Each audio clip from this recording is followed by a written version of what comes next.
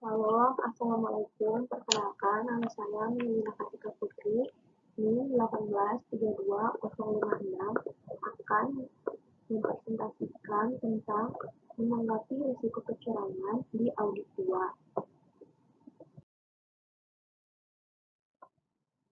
3 prosedur harus dilakukan dalam setiap audit. Di sini bisa dibaca ketiga-tiganya dan akan dibahas di slide selanjutnya. Ketika auditor mengidentifikasi risiko kesalahan penyajian material karena kecurangan, standar audit mengharuskan auditor untuk mengembangkan respon terhadap risiko tersebut pada 3 tingkat. Yang pertama, respon keseluruhan. Yang kedua, respon pada tingkat asersi. Dan yang ketiga, respon yang terkait dengan pengabaian manajemen. Beberapa respon terhadap risiko kecurangan terkait dengan manajemen perikatan secara keseluruhan, seperti jenis personel yang ditugaskan untuk perikatan.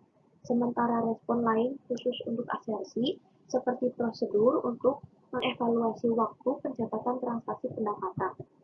Auditor dapat memilih di antara beberapa tanggapan keseluruhan untuk meningkatkan risiko penipuan. Auditor harus terlebih dahulu mendiskusikan temuan auditor tentang risiko kecurangan dengan manajemen dan mendapatkan pandangan manajemen tentang potensi kecurangan dan dapat pengendalian yang ada di rancangan untuk mencegah atau mendeteksi salah saji. Auditor mengidentifikasi risiko kecurangan pada tingkat asersi. Auditor merancang prosedur audit yang tepat untuk merespon risiko kecurangan tertentu yang terkait dengan akun yang diaudit dan jenis risiko kecurangan yang diidentifikasi. Misalnya, jika kekhawatiran muncul tentang pengakuan pendapatan karena penghentian atau saluran penjejalan, auditor dapat meninjau jurnal penjualan untuk aktivitas yang tidak biasa di dekat akhir periode dan meninjau persyaratan penjualan. Lalu, respon auditor terhadap risiko kecurangan pada tingkat asersi dapat mencakup perubahan sifat atau luas prosedur audit. Sifat prosedur mungkin perlu dimodifikasi untuk memperoleh bukti audit yang lebih andal dan relevan.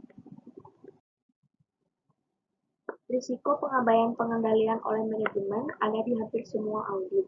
Karena manajemen berada dalam posisi unik untuk melakukan kecurangan dengan mengesampingkan pengendalian yang sebaliknya beroperasi secara efektif. Auditor harus melaksanakan prosedur di setiap audit untuk mengatasi risiko pengabaian manajemen.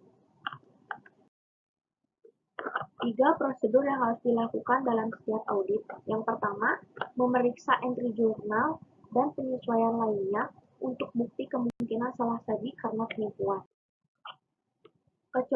Kecurangan yang seringkali diakibatkan oleh penyesuaian terhadap jumlah yang dilaporkan dalam laporan keuangan, bahkan ketika terdapat pengendalian internal yang efektif selama sisa proses pencatatan. Auditor harus terlebih dahulu memperoleh pemahaman tentang proses pelaporan keuangan entitas, serta kontrol atas entry jurnal dan penyesuaian lainnya, dan meminta keterangan dari karyawan yang terlibat dalam proses pelaporan keuangan tentang aktivitas yang tidak sesuai atau tidak biasa dalam memproses entry jurnal penyesuaian lainnya. Yang kedua, mereview estimasi akuntansi untuk bias atau bias. Pelaporan keuangan yang mengandung kecurangan seringkali dicapai melalui kesalahan penyajian yang disengaja dalam estimasi akuntansi. Standar audit mengharuskan auditor untuk mempertimbangkan potensi bias manajemen saat mereview estimasi tahun berjalan. Misalnya, estimasi manajemen mungkin telah dikelompokkan dalam kisaran tertinggi dari kisaran jumlah yang dapat diterima pada tahun sebelumnya dan pada batas bawah pada tahun berjalan. Standar akuntansi semakin mengharuskan aset dicatat pada nilai wajar.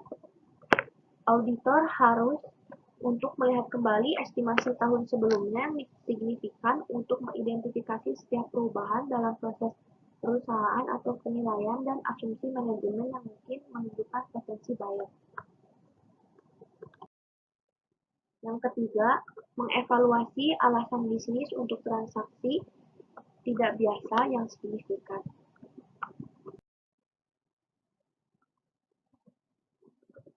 Auditor harus memperoleh pemahaman tentang tujuan transaksi signifikan untuk menilai apakah transaksi telah dilakukan untuk terlibat dalam proses pelaporan keuangan yang mengandung kecurangan.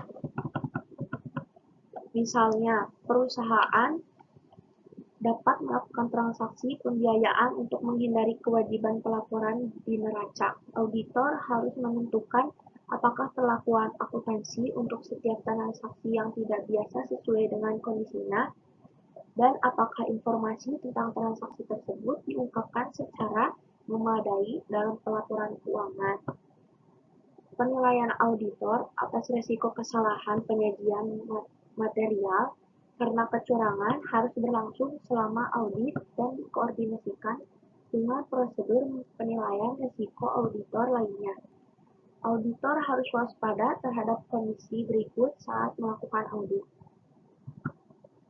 Yang pertama, perbedaan dalam catatan akuntansi. Yang kedua, bukti audit yang bertentangan atau hilang.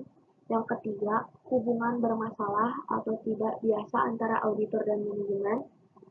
Yang keempat, hasil dari prosedur analitis terhadap tinjauan substansif atau akhir yang menunjukkan risiko kecurangan yang sebelumnya tidak diakui.